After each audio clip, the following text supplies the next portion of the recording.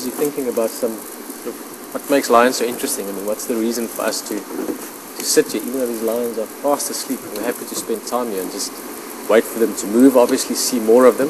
But there's also obviously a much sort of greater fascination with large predators. I mean, one of the reasons people are so interested in the big five is that 2 of those are really big predators, or the rest of them are big, large animals. But I think the reason why lions are so interesting is obviously the physical size. I mean, if you think of a cat that is 3 times my weight, it's quite impressive to think of them getting that big, but also very successful. They have they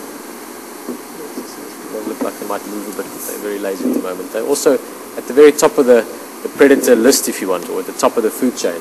The reason for that, one of the reasons that people study them a lot, probably one of the most studied mammals in the world, is that they were the first large cats to start banding together. You think of your other big cats, leopard, cheetah, they're not really in big groups.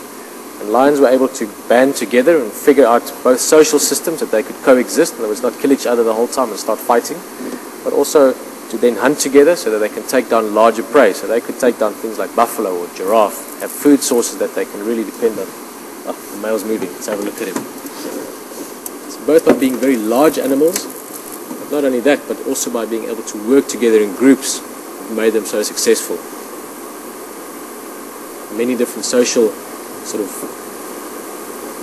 strategies, almost you can say, or social behavior that makes that possible. In the case of male lions, they form coalitions. These 2 guys, like I said, are most likely brothers, and they would almost certainly be from the same pride background. So they grew up as youngsters together, and you can have coalitions of as many as 7 or 8 sometimes, but typically 2 to 4 lions.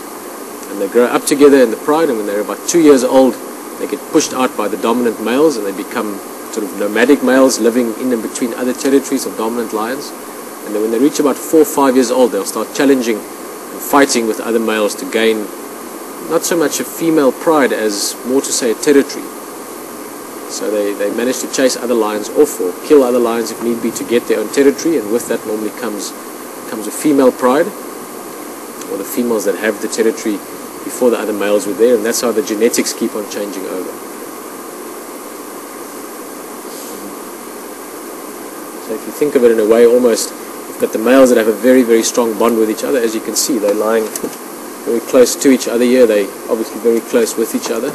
And you have the females that are very close with each other as well, to the extent that they hunt together. If they have cubs, very often the cubs will be born in a sort of a window of similar time to each other, so that if one female gets injured, other females are able to lactate the cubs or feed them. So you've got a lot of sort of social evolution almost to enable them to be so successful. And that female grouping, in this case those 3 females at the back, that's a very, very close-knit or strong structure part of the pride. In other words, quite a long time before these males were here probably, and probably a few years after these males are gone, those females will still be together. They're quite often related, and they'll spend 10, 15 years together. In that time you'll have probably males coming and going every sort of 2 to 4 years on average. You'll have new males come in, chase these guys off or whatever, take over a new area again.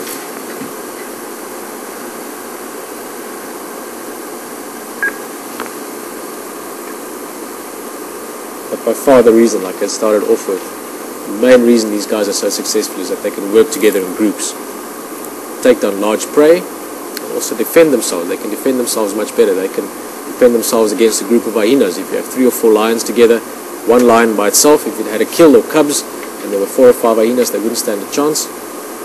But if there's quite a few of them, they stand a very good chance, because now they can defend off aggressors, they can protect their cubs better, protect their food better. Maybe that's why we're so interested in them as well, is that within a very tough environment, Africa, where there's a lot of predators and different things competing, and even the food they have to catch can fight for themselves, these animals have managed to push right up to the top of the queue.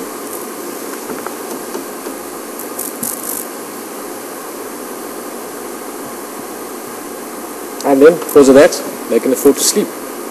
They don't have to worry. Anything that walks in here now, only thing that can really mess them around is a lion or an elephant. And for that, they just run away. They're much quicker, much more nimble. They don't have to worry about other predators. They don't have to, like cheetahs or leopard, have to worry about hyenas or lions. They can just be out here, take a nap, relax a little bit, and tonight go and fend for themselves and try and get some food.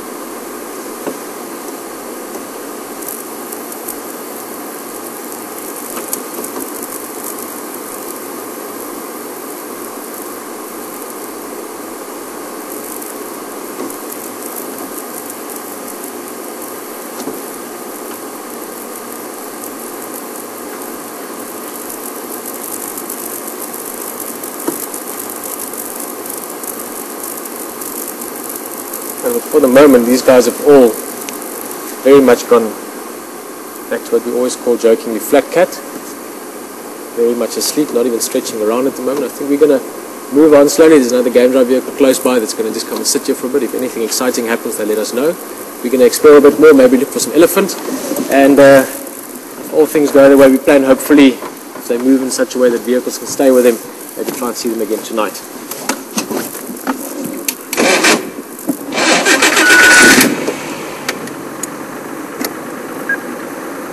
Station's going to pull out of the Ngala lock. One other Morva is close by, probably going to pull in here soon.